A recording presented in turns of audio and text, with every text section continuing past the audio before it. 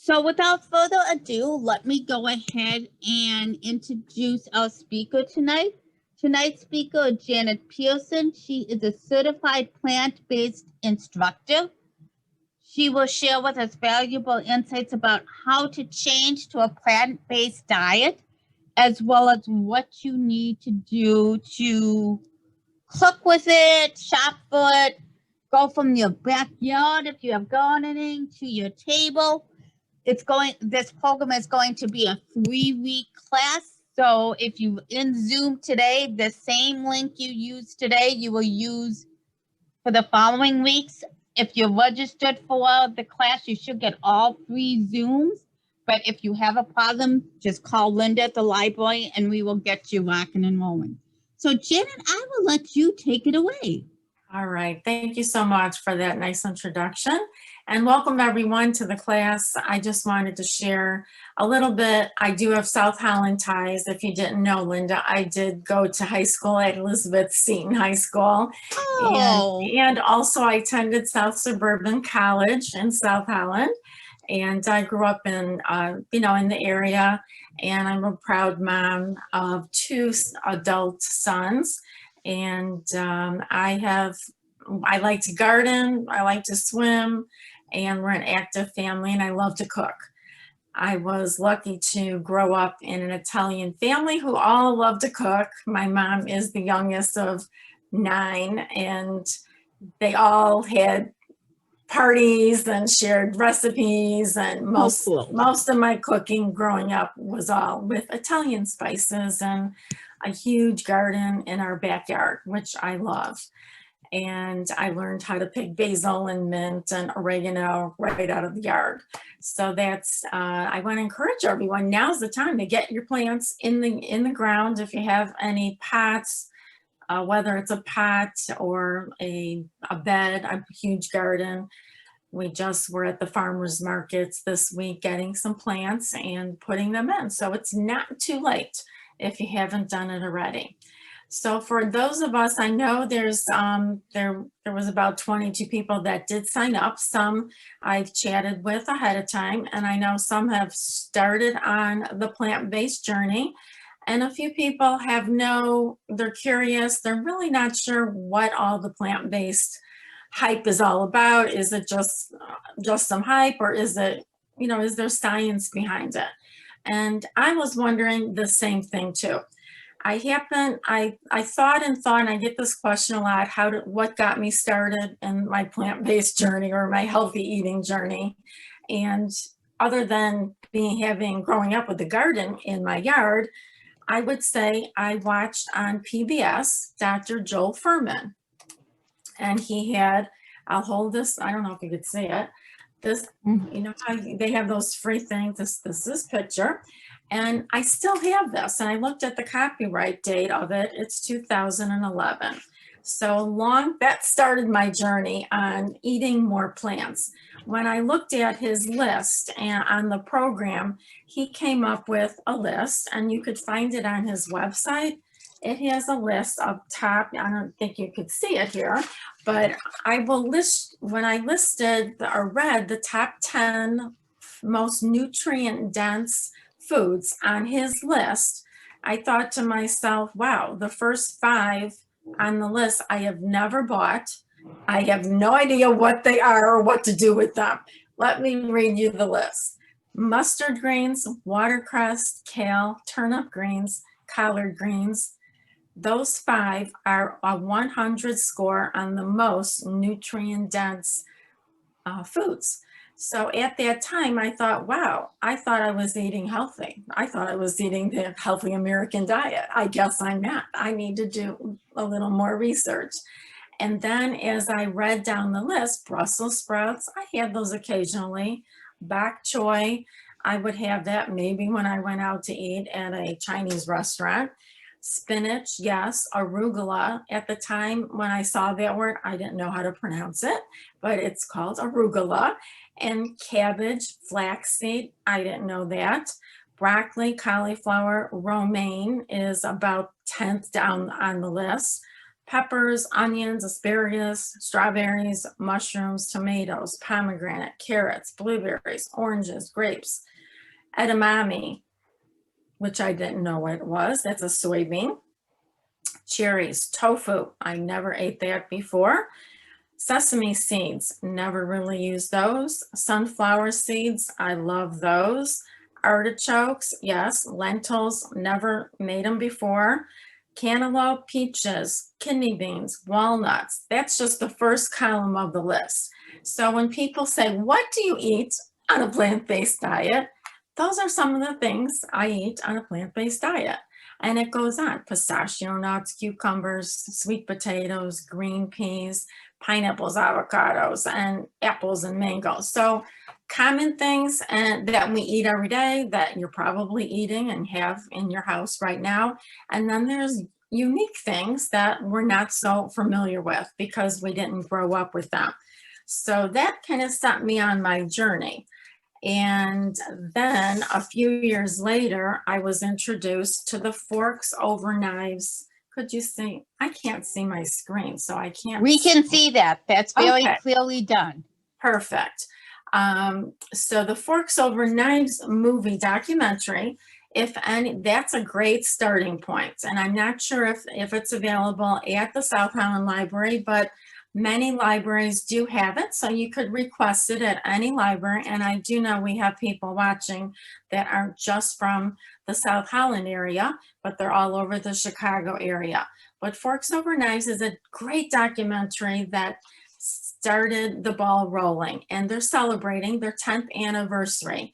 And if you can't get it from the library, you could actually stream it free on their website, Forks Over Knives. And they had since, just about a few years ago, come out with a magazine. It's a seasonal magazine. It's available only 4 times a year. I'm waiting for the summer one. This is last year's summer one. And I love it because there's no advertising. I hate getting magazines and it's all, every page is advertising. Every page in this magazine is a beautiful, seasonal, colorful recipe. And I use recipes.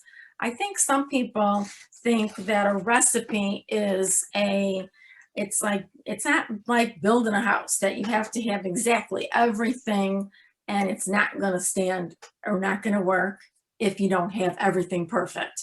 I look at a recipe and I love reading these books just to get ideas on how other people are combining spices and different ingredients and things that I never thought would work together because I've never tried it. I see that in recipes from various cultures around the world. And I think with our American standard diet, we're stuck a lot of times in the meat, potato, and vegetable plate because that's how we grew up. The hamburger helper or the pasta ragu, or however our moms cooked or taught us how to cook, or however we saw our girlfriends cooking, or whoever taught us how to cook. I could still remember flipping my first pancake at a Girl Scout camp out. And I was so excited when I came home 7 years old and told my mom, I got to flip my pancakes for everybody because I was on the cooking, committee. And my mom looked at me like, why are you so excited about that? I make pancakes all the time. But it's funny how you remember stories about things that are centered around food. And I think that is one of the hardest things to kind of get our minds switched from not eating the same way that we grew up with and switching that. So I want to encourage everyone to open their minds and realize that you don't need the meat on the plate. You can get other sources of protein that are actually better for our body and our nutrients, the way our body kind of digest all the nutrients from plants. They're phytonutrients and antioxidants, and they just are better for every cell in the body. When we are using a lot of fried fast food, things that we get at restaurants that have high salt, high fat, high sugar content, that causes inflammation and it causes disease. Inflammation starts with heart disease and then it kind of turns into all kind of issues in our body. So all health concerns that anyone would have, I've done so much research on this, whether it's prevention and even reversal of serious diseases, even heart disease, diabetes, cancer, rheumatoid arthritis, autoimmune diseases. I've heard and read and met personally people that have reversed these diseases. So I am not a doctor, but I could certainly share with people that I am in contact with all of the research that I've learned from the experts, the scientists that have spent lifetimes about nutrition. And what I'd like to, I think most people are concerned about, where do I get my protein? Where do I get my calcium? Because we were taught as kids, we needed meat and we need our dairy and our cheese. Well, guess who set those guidelines up? The USDA. And the USDA supports the agriculture and the dairy industry in America. So unfortunately, it has been tested and scientifically proven that those animal products are not as healthy as we thought they were. And Dr. T. Colin Campbell wrote the China Study, which is a great book for someone that wants to really dive into the science and the evidence behind the protein myth. And he found in testing, he worked at Cornell University at the time. He went to China and did a huge study working with the Chinese government and different populations on cancer prevention. And this was back in the 60s. And he found that too much protein could actually turn on cancer cells. And it's just amazing to me that evidence like this that has been discovered 40, 50 years ago is not all over the news. It's almost like cigarette smoking. It took about 7,000 or 8,000 documented scientific tests that it was bad for us. And even doctors were smoking and thinking nothing of it. But now we think of smoking as not healthy.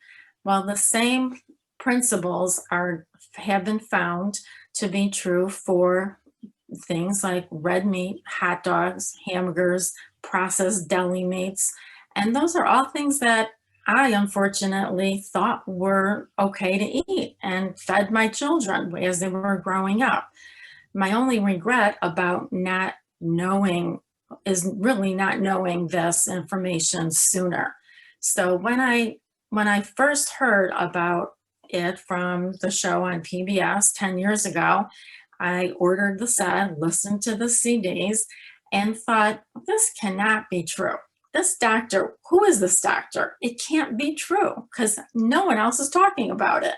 Turns out, after I read more literature, and it takes a while for your brain to really understand and kind of think that your whole world is almost upside down. Whatever you thought was healthy as far as food and culture, what you grew up with, is really not. And the best thing is the fresh foods, fruits, vegetables, beans, legumes, which are lentils and peas and beans, and grains, actually, in nuts and seeds. So those are the categories and that are the most healthiest.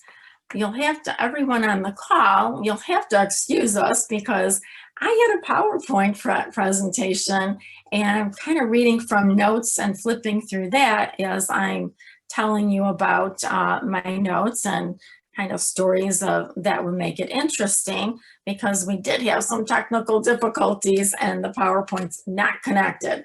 So I have Plan B, because being a Girl Scout, I always have Plan A, Plan B, and C.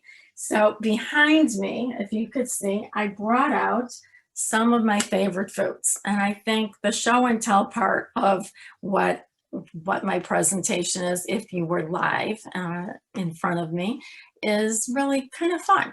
And it teaches and helps people a lot about what to buy. So since I grew up Italian, the first meal that I made plant-based instead of sausage and oil and everything in the pot that I used to make, I started making it differently. So pasta, spaghetti, who doesn't like spaghetti? You could eat spaghetti, and you could eat a lot of spaghetti on this diet because it's healthy. It's just how you make it and what you add to it. So let me show you some things that I found that are my favorites.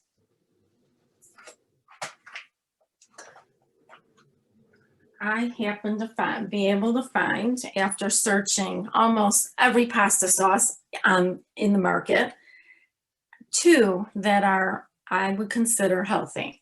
So this one is from the 365 brand. It's Whole Foods, and it says organic, fat-free marinara pasta sauce. So it's organic, it's oil-free. And when you look at the direction or at the ingredients, I'm going to talk about label reading, because label reading is so critical. So many people I talk to, when I ask them what's in it, they say, I don't know. Well, I refuse to eat something that I don't know what is in it. So in here, you could see it's very, I don't know if you could you see it on the camera there?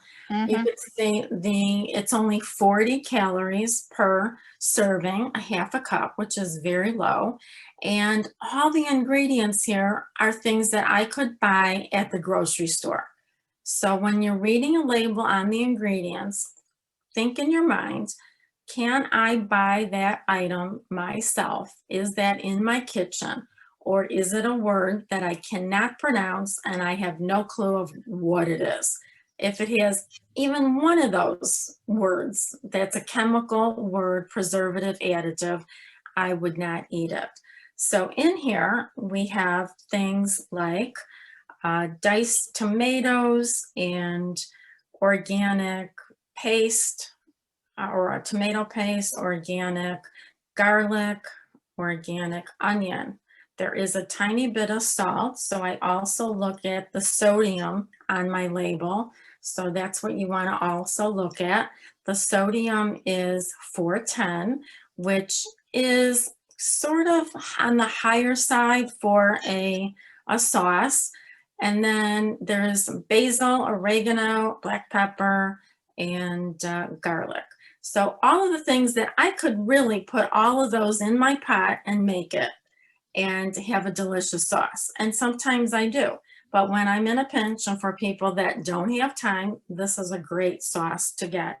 And it's only available at Whole Foods. And I know there's many Whole Foods around our area. The other option is the organic tomato basil marinara, and this is found at Trader Joe's. This says low fat, so it does have a little bit of oil in it, which means the calorie count is a little higher. It's 60. The sodium is about the same, 420, but all the ingredients, again, no preservatives, everything on that list is almost exactly the same as the other one. So instead of just putting those in a pot, what I do is I start with a chopped onion, I take a zucchini. If I have a taste for eggplant, I chop those up, throw them in my saute pan, and without any oil. You do not need oil to saute vegetables. You could just put them in the pan and put them on a medium heat, cook them up, stir them occasionally. If they start to stick, just add a little bit of water to it, but just a tiny bit. And I love mushrooms, and mushrooms are something that are very health promoting, and it's a recommended food to eat regularly by Dr. Furman's list. And the mushrooms add their own release their water as you cook them, so they will give the pot moisture. So now I have a big pan, saute pan of sauteed vegetables.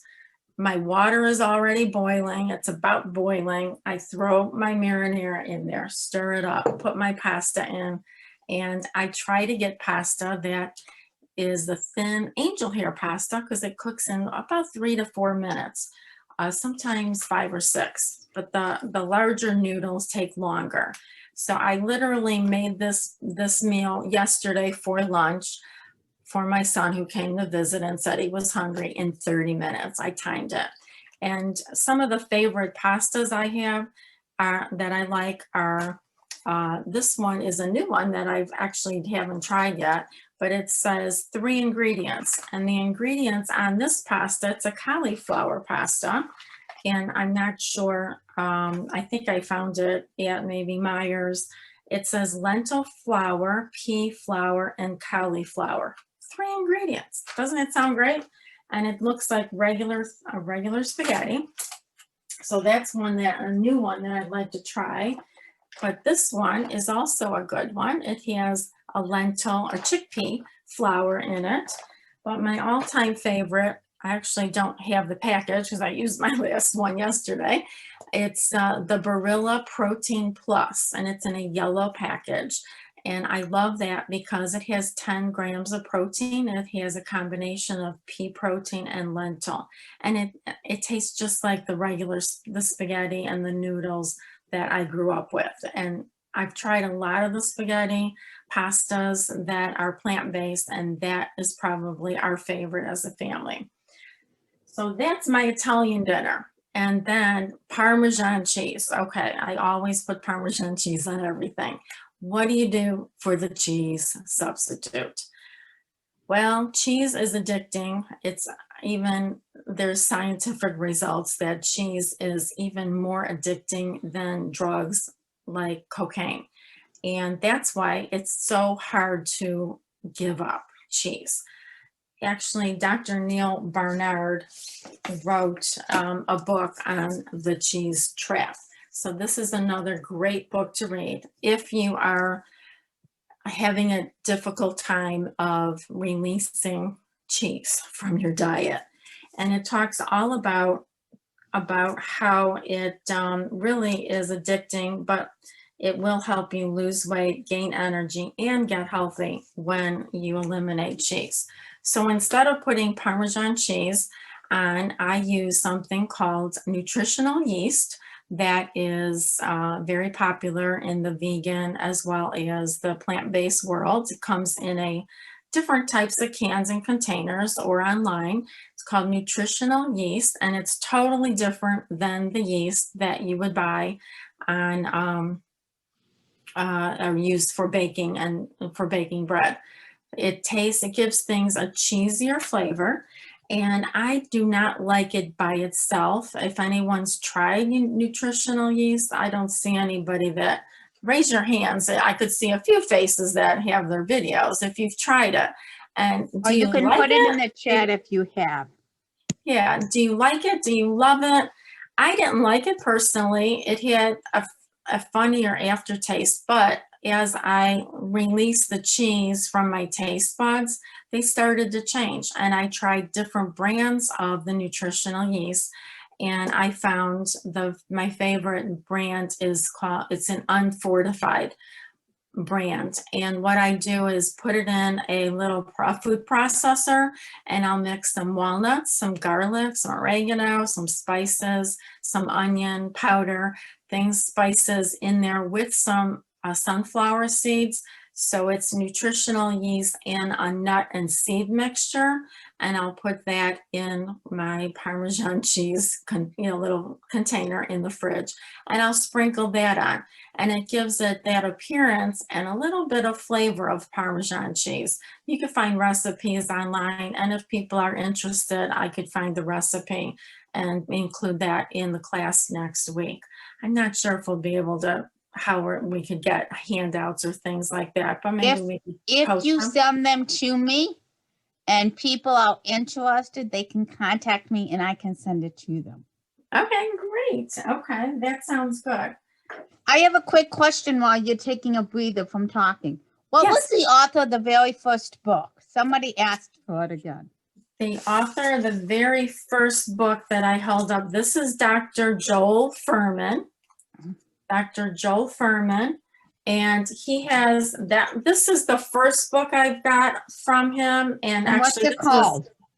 well, that one, let me tell, if you're going to get a book from Joel Furman, this is his latest book, Eat for Life. He has several books.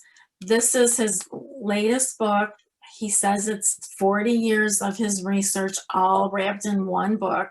So it's current, and it has recipes in the back. It has data in it. It has everything that you would need really to learn about the science behind the diet and the nutrition. He calls his way of eating a nutritarian.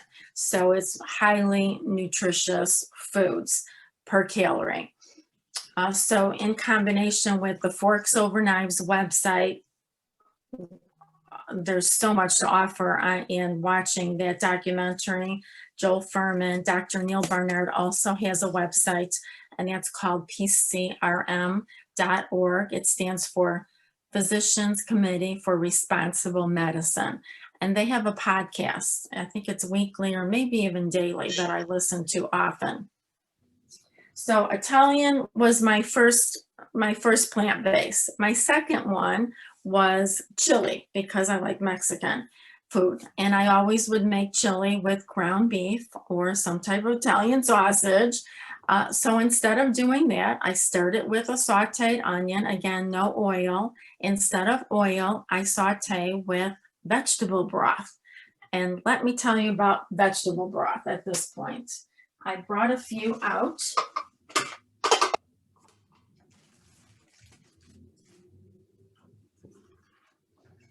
Any of you that want some of the books she's talking about, you can always call and ask for me. My name's Linda, and I can see if I can get it for you through this system. Are you connected with the entire Chicagoland suburban system? Oh, great. Yes. Well, I've gotten plenty of books from the library. Okay. My favorite all-time vegetable broth is Trader Joe's, because it's low sodium and it's only $1.99. So that's a good bargain. My second is Plant Strong. And this is exclusive brand right now to Whole Foods, but I hear in September they are going to be rebranding it, and probably instead of Engine 2, it'll be Plant Strong. And this is the healthiest. And this is a little more expensive, maybe about $2.50 or $3. And then this one I found at Sunrise, and this is also a great brand. And all the ingredients on these, even though they're all healthy, they're all organic, I looked at them, and believe it or not, they have a little bit different in sodium. So when you read the label, if you could see the label here and the ingredients, I don't know if you could read it, Yes, but it's all real food that you could make your own broth with all of these ingredients. There's nothing added that's a chemical. 10 calories, the sodium is high on this one, 610. I would consider that high. So remember that, 610. The Trader Joe's one is 20 calories, and the sodium is 115. 610 to 115. They're both vegetable broth, okay? And now this Plant Strong, which I'm saying is the healthiest, 5 calories, considering five calories compared to the other two, and this one, the sodium, 35. Look at the difference. You cannot trust, even these, all three of these are vegetable broth. You have to look at the ingredients, you have to compare the sodium, you have to look at the ingredients and the calories. That's why this one is the healthiest one. And I believe the reason this is the healthiest one is because the person who started this company, and I hope they come out with more products this at the end of this year, it's been started by a cardiologist, or Dr. Esselstyn's son, Rip Esselstyn, his name is, and the whole family is into the plant-based world. his wife and daughter are on YouTube. You could watch them, and just if you search Jane and Ann Esselstyn, they have hilarious, quick videos on cooking healthy. So that is my vegetable broth story. So you need to look at labels and sodium and sugar content. None of those really have a high amount of sugar because they're broth. Again, you can make it on your own or you could buy it there. How do you spell their last name? Esselstyn, E-S-S-E-T, it's probably on here. Let's see. He usually has his picture on it, but his picture is off of this one. So Karen had just answered that question. Oh, she Karen did. says it's Esselstyn. It Kelly is just it. jumped in there. All right, perfect. All right. Thank you, Karen. So my next, so chili. So whenever you're sauteing vegetables, put a little broth in instead of oil. You do not need any oil, 0 oil. And get a nice non-stick pan. I brought my favorite pans here too. So this is a pan that I love to use. It's a ceramic coated pan. I don't use Teflon. And another pan that I use all the time is this other. This is, as you can see, it's a ceramic coated pan. This was a set that I bought from Curtis Stone, and it has a cover on it, and it was on HSN, Home Shopping Club, and I actually love it. It's lasted a long time. And then for small, this is another brand, like the copper ones that you can use for little cooking. So those pretty work well too. And then anything stainless steel, if you have it in your budget, a stainless steel pan is Salad Master is the top of the line if you have that in your budget, and they will last you a lifetime. But you saute your vegetables with a little broth or even water, and you add your beans to the chili. So beans, tomatoes, onions, garlic, and spices. So talk about beans. Again, comparing. Black organic beans, Trader Joe's. These are from a Walmart brand. I got these for 10 cents. I got a case of them because they were on sale, but I didn't look at the label. This is 210 calories. This is 110. So they're the same, but the sodium in the lower price one was 500 milligrams versus 130. So the amount of sodium you should keep to in your daily diet for the whole day is 1,500. So if you're having 500 in a can here, even if you're rinsing them out and soaking them, you're probably still getting some of that sodium. It's impossible to get it out. The best way to make beans is to make them from your dry beans, but sometimes in an Instant Pot, which doesn't really take a lot of time. It just takes a little planning. So we're on the chili, and I used to buy chili seasoning, in packages and boxes like this, and I used to use this. This is an old thing I found. But when I looked at the ingredients, half of the ingredients on here are words that I cannot pronounce. I would never recommend this product anymore, even though I use it all the time. And spice mixes actually vary. I don't see my chili powder here. Oh, here it is. But I have I love Trader Joe's chili powder. It's like $2 maybe for this, and I use a few tablespoons of it in a pot of chili, maybe 2 or 3. I think people don't put enough spices, and that's why their food doesn't taste that good. So if you're afraid of spices, try half the amount of the recipe, mix it in, taste it. If you don't taste it yet, put a little more in and just kind of make things to your taste. The recipes are guidelines. They're not to be exact. For instance, if you didn't have green pepper, put red pepper. If you didn't have fresh garlic, put some garlic powder. You could switch things around. You could add what you like. I've added to my chili pumpkin, sweet potato, corn. I've gotten creative with it. Pumpkin puree instead of, if you don't like a lot of the acidic from the tomatoes, you could put pumpkin puree in your chili and it gives it a lighter flavor, and it's again, you're adding nutrients to it. Lentils. I wanted to talk about lentils because lentils are something that I never bought, and maybe there's people on the call that have never bought lentils before, but they come in a bag like this. They're very inexpensive, and it's a great source of protein. And they cook, there's 3 or 4 different types of lentils that you could find in the store, and each of them have different qualities, just like different vegetables do different things. They taste a little different. I think it's the orange colored ones. They call them, there's yellow ones, orange ones, red ones, green ones, brown ones.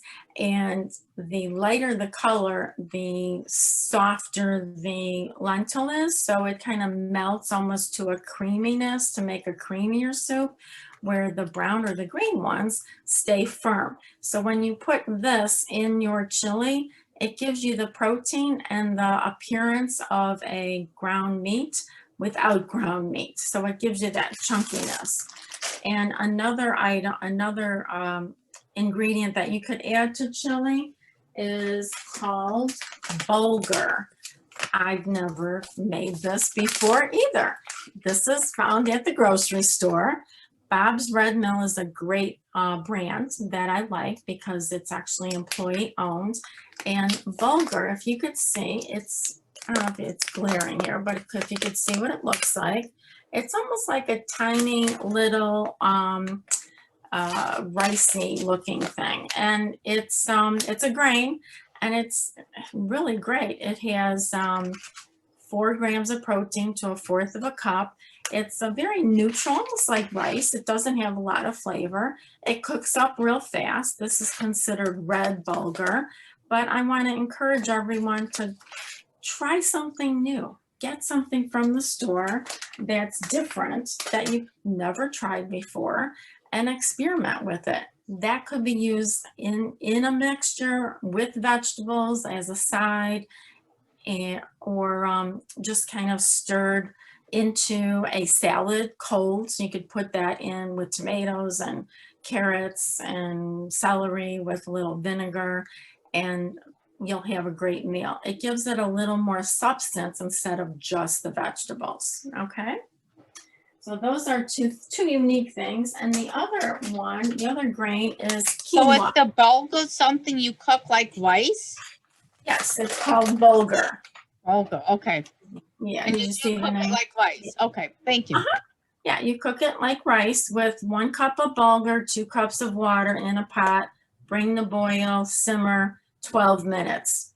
That's it. And then it fluffs up. It's really nice. It has a neutral flavor. You could actually make it with vegetable broth or just water.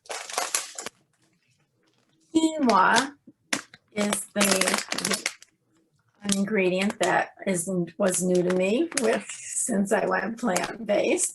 And I didn't know even how to pronounce the word, and I know everybody jokes about it, but it's called quinoa, and it's actually a seed, but they consider it a grain, an ancient grain, and it also has it has 8 grams of protein per 1/4 of a cup, and that's 1/4 of a cup. So 1/4 of a cup is a rather small serving size. I would say more realistically, it would probably be a 1/2 a cup.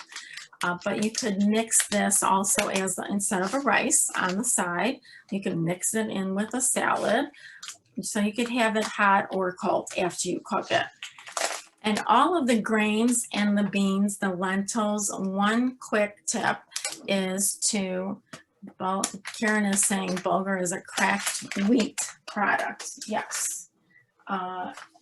So when you're making anything that's dry in a package like that, you want to rinse it first. Don't just put it in your boiling water like you do pasta. You want to put it in I don't have it here, but one of those very small colanders with the fine sieve that it won't fall through. And I put it in a bowl of water and kind of rinse it in and stir it around until the water it will get kind of creamy color, the water, because it's rinsing some of the starch out of the grain. And there's also, they say, could be dusty and, impurities in it. So you want to kind of clean it out. So those are some new grains that, I want to encourage everyone to give a try this season. Another ingredient that is unique to the plant-based, well, it's not unique to the plant-based world because I'm sure some cultures use it all the time. It's called tahini. It was unfamiliar with me with Italian background. And this is from Trader Joe's. And it's actually, it looks like peanut butter. It's a sesame paste. It's just kind of like, it's a neutral, it has a little bit of sesame flavor to it. This one tends to have some like this sesame oil. This sesame oil is the same oil you see as an ingredient on a lot of the packaged items. So I pour that off when I open it. This is an unopened. So I pour that off and then I use the sesame paste and I use that in Asian cooking. So my third recipe that I like to make is more of an Asian flavor. And to get an Asian type of, flavoring spices, you need ginger, garlic, some broth, some cornstarch to thicken it. And then I put a little bit of either peanut butter to kind of thicken it, give it some creaminess instead of oil, or I put some tahini to give it a little sesame. And I also put then either a low sodium soy sauce, a tamari, which is a gluten-free soy sauce, or there's something called Bragg's aminos or coconut aminos.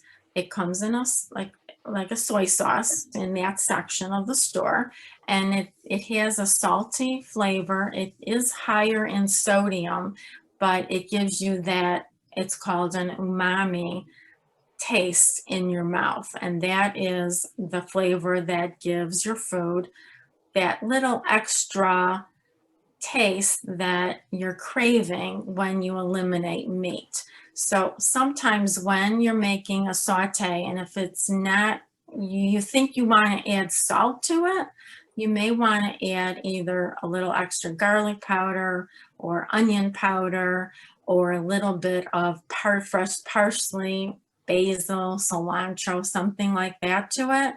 But you might also need a little bit of richness, which I would call the umami again. And that you could get either from sun-dried tomatoes or that come in a package, or you can get it from mushrooms, or you could get it from a little bit of the soy sauce, a low sodium soy sauce, tamari, or the coconut aminos. So those are the kind of the flavor profiles that I favor, that I started with when I first was trying to convert my normal vegetables and what I made to eliminate the meat, to add more of the good fruit and vegetables, grains and beans. So I hope I help people with introducing you with things that you maybe didn't hear of and you want to try. If you have any questions, I think at this point, maybe we could go into a discussion and help answer any questions people had. So everybody can unmute if they want to. If they want to put it in the chat, I am fine with reading the chat to a speaker who will then answer everybody's questions. If you don't think of something now, do not hesitate in contacting me at some other point in time, and I'll be more than happy to get the information to to Janet, and I will email you directly. Again, my name's Linda, and you can call the library or email me at linda@southhollandlibrary.org, and I will be more than happy to get you the answer if you feel more comfortable putting it in an email to me. As Janet said, Janet is here to help us on the journey to learning new ways to cook, a more healthier version of cooking with plant-based dieting. This is going to be a 3-week, so there'll be 2 more sessions. We will be working very hard, Janet and I, to get the PowerPoint to work next week for her. Janet, before you sign off, let's talk a little bit more about that. Oh, sure. In the meantime, we did record this session that I will be putting it on our library YouTube page. If you registered for the program, I will automatically email you when that is available with the link. So you don't have to say, oh, how am I going to get to it? I will, if you're registered, I will send you the link to our South Holland webpage and to the exact program for this session that we finished. Okay. Does anybody have any questions? Please don't hesitate. Don't be shy. This is the best point of doing questions like this. Nobody knows or sees you because you're not in a group setting. But please don't hesitate to ask questions. Linda, this is Justine. Yes, Justine. I'd like to know what will be the topic for the next session. The topic, I have a PowerPoint presentation about a little bit more about the research, the reason, the health benefits of the plant-based diet, and also more recipe ideas and things that if people are interested in learning a little more about specific types of recipes and ingredients, feel free to give us some information on what you're looking specifically about. I love vegetables. I mean, I am a vegetable. All those vegetables that you mentioned at the beginning are things that I have eaten all my life. Great. So I'm a vegetable and a fruit person, but I'm always unsure about different forms of protein. Right. Besides beans, what other, if you have some other suggestions for other kinds of protein. Well, that's exactly why I talked about the lentils, the beans, also the grains are rich in protein. Some of the other items that are higher in protein are hemp seeds that you may or may not be familiar with, pumpkin seeds, chia seeds, flax seeds. Those are things that you could buy them in packages and put them either in smoothies or mix them, sprinkle them on your cereal or add them to really any type of dish, rice dish, or as a topping, and those could add protein too. But peas, beans, green beans, sweet peas, things like that, any legume would be your higher protein. I'm really familiar with that, but I have been to restaurants, vegan restaurants, where they have food that tastes so good, and I guess they must use soy a lot, and I don't use soy a lot. Right. And I don't know what other things they do to make the loaves and some of the things. It's probably more, you could probably experiment with more spices. Okay. Well, I'm a spice person, so. Yeah. I like your kick, huh, Justine? Yeah, I love spices. So I really, I feel I really know a lot about this. Oh, good. Yeah.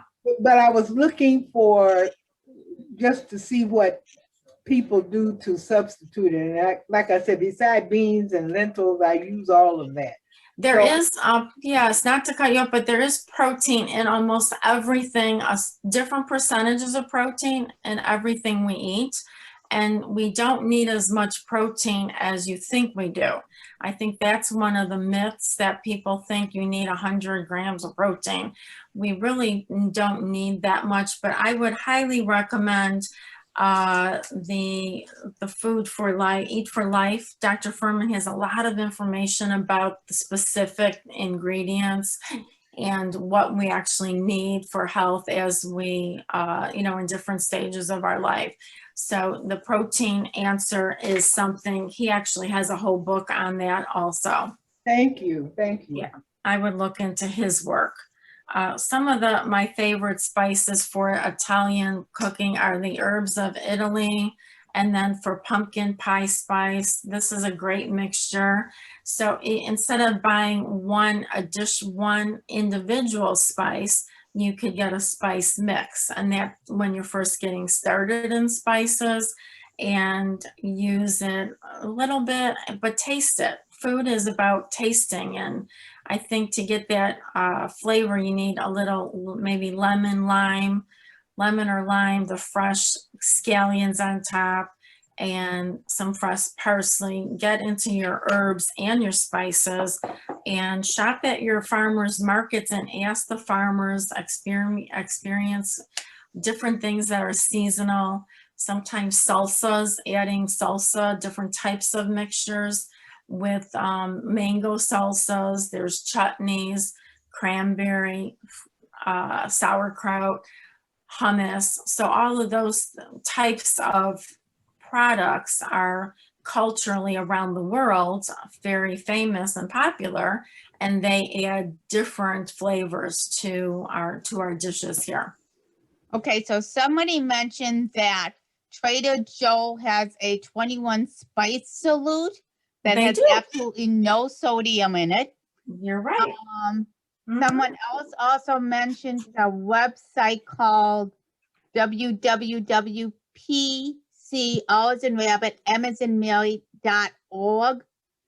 Good nutrition, and it gives you information about your protein from there. Somebody wants to say, why not use oil? What's so bad about oil? What's so bad? I could do a whole hour on what's so bad about oil. Yes, oil is a concentrated nutrient, zero nutrients in oil, just fat. It clogs our arteries. It damages the inside of our arteries. And there's all kind of specifics, facts on what it does to our body. It thickens our blood, and it's just unnecessary. If you like olives, eat olives or avocado, the whole food, and you get all the nutrients and the fiber with it. With the oil, you're just getting fat and no nutrients. Here's the 21 spice of Trader Joe's. That's really good too. I did have it to show people. So thanks whoever mentioned it. And the website she was talking, I think maybe Karen brought it up. It's called Plant-Based Nutrition Movement.org, pbnm.org. We have it's a local organization started by a cardiologist, Dr. Stephen Loam. He has his own website called heartstrong.com, which has a ton of information specifically for heart disease. And he also has videos on YouTube. He just made one about 2 months ago. He was from Aurora and he moved to Monterey, California. And he's now a cardiologist and a lifestyle medicine doctor in California. He has some great information, but on the website, PBNM, Plant-Based Nutrition Movement.org. There's resources. There's even lifestyle physicians in the Chicagoland area that you could talk to and make appointments with. Can you do me a favor? Yeah. Some of these websites that you mentioned tonight and that one, email me, and then anybody who registered for tonight's program, I would just send them a thanks for coming to the program. We enjoyed having you. Okay. Here are some of the websites that were mentioned during the program. Yes. Do you mind doing that, Janet, for me? Oh, I have a slide with all of them and all the links. So I have it all set up. Mm-hmm. Okay, cool. Okay. No problem. And if we get the PowerPoint presentation that she was going to use tonight working, I will let you guys know, and maybe we'll try to do a quick summary of it before she starts her next program next week, so that you could get some visuals along with her telling us what some of this stuff is. We did meet a couple minutes beforehand and we thought we could get it rocking and rolling, but I'm sorry, we cannot. So I want to thank everybody for coming tonight. I'm hoping we will see you next week. Just a quick reminder, don't forget that the library has lots of other programs you can join in at. We have our newsletter available on our website, which is SHPL. Let me one more time. I'm tired. It's been a long time. Which is shlibrary.org. Let me repeat that. shlibrary.org. You can go to that website, go to the events page, and you do not need to be a South Holland resident to join any of our programs. There's just one program that you need to have a South Holland library card for now, and that's the one coming up in August. So check it out.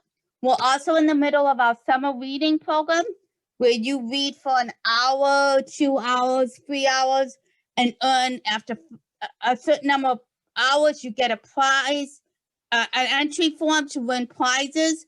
We're going to have gift cards to different vendors in South Holland. So please, the library has lots of fun things. Join us, take part in what you can, and we will see you next week. Linda, I think someone else had a question. I saw a chat. Bobby, is there a question in the chat? Bobby, I'm sorry. Bobby, you have a question. I'm sorry. I was talking and not reading the chat. What is your question, Bobby? I just want to say I have most of the Esselstyn Engine 2 books and they're wonderful. But I have a lot of allergies and some of the foods, like I have a reaction to lentils, I have a reaction to quinoa. And it's things unpleasant like hives and itching and that sort of thing. Ouch. So I'm learning real fast how to substitute things, and it's a challenge. That's all. Well, thank you for sharing that. I know everybody has different sensitivities and you could be sensitive one time and then you could grow out of it, or it could switch around and you always, I ate oatmeal every day for like 5 years. And all of a sudden I started like not liking it anymore and breaking out. And I'm like, it can't be the oatmeal. I stopped. I'm allergic to wheat, so. Yeah, I mean, it's just crazy how our body changes. Yes. Right. Okay, that's all. Thanks. Thank you, Bobby, for sharing. Again, anybody, if you have any questions that you want me to address with the speaker between now and next week, feel free to email me, linda@southhollandlibrary.org. In the meantime, thank you so much for contacting us and coming in tonight. We enjoyed presenting the program to you, and we will see you next week. Okay, thank you. Thank you. Yeah, thank you, everybody.